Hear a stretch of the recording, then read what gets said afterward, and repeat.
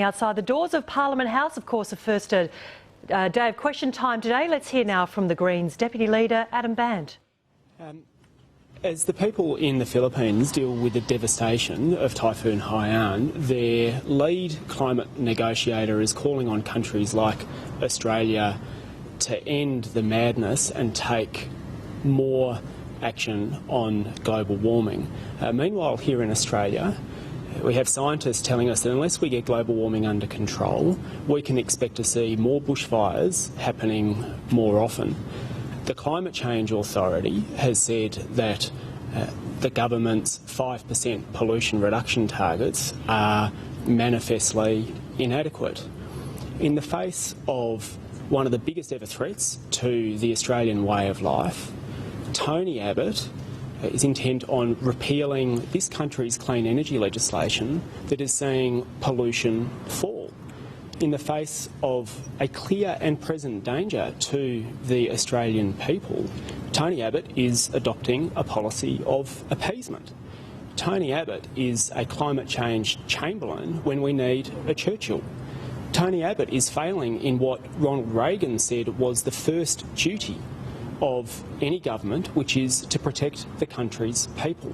The Greens will fight tooth and nail to make sure that this country retains the clean energy laws that are seeing us take urgent action on climate change and drive down pollution in this country.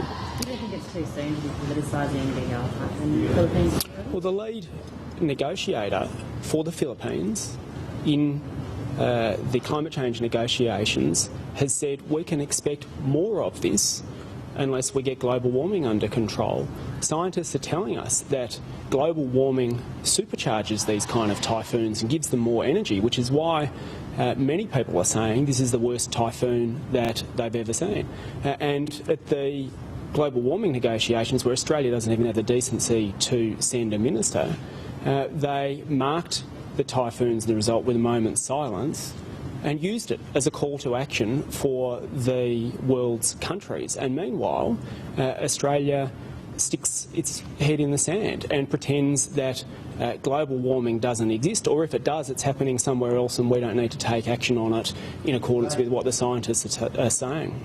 Labor's been accused of playing Russian roulette with the economy over this debt ceiling legislation. Why are the Greens supporting Labor's stance?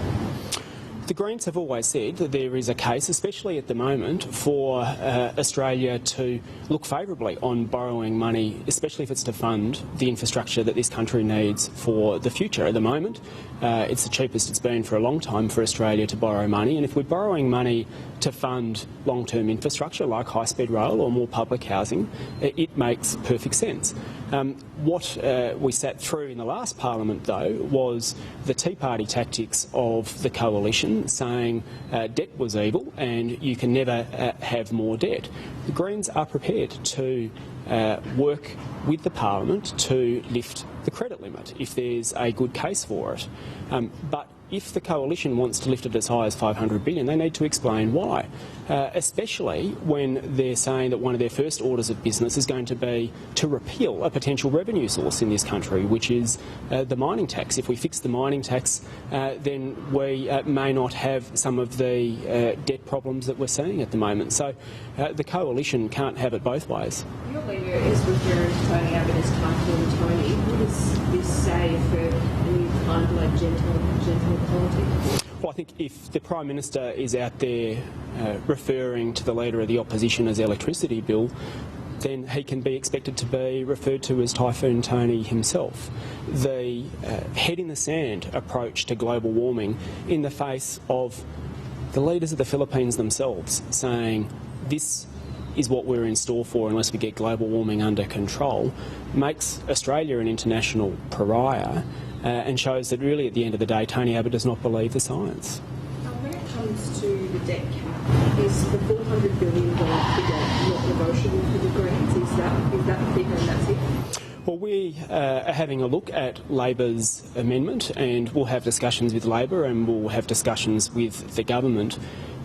we haven't yet been presented with a case from the government as to why it should go as high as the $500 billion that they're seeking. Are the Greens going to support a delay in the carbon tax bills for a Senate inquiry, or is your position still that the bills should be voted down and then inquired?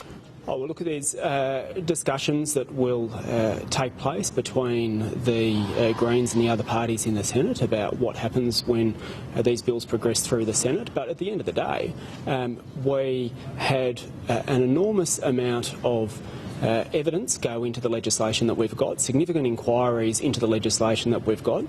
What we know from Tony Abbott is that all it is a straight repeal with nothing to put in its place. Now, if that's all he's going to do, it seems to me the argument is fairly clear-cut. Let's keep the existing system that we've got, and on the face of it, it's not clear that there's a need for the kind of inquiries that Labor's proposing, but we'll continue to talk with all parties in the parliament.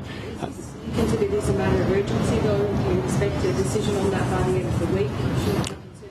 Oh, look, I think you can. I'll refer those questions to Christine Milne, who'll be dealing with it when the bills come before the Senate.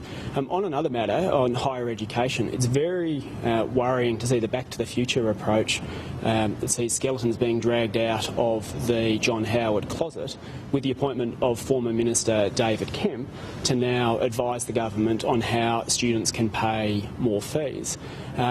It seems to be not just that we've got the love child of John Howard and Bronwyn Bishop now running the country, but they're dragging out the weird uncles to sit in a back room and advise on policy and run the country from behind the scenes. It's Back to the Future, but without the cool hoverboard. So it's John Howard Mark II coming in all over again. And what we saw under the John Howard government was an attack on the right of every Australian to be able to go to university regardless of their income.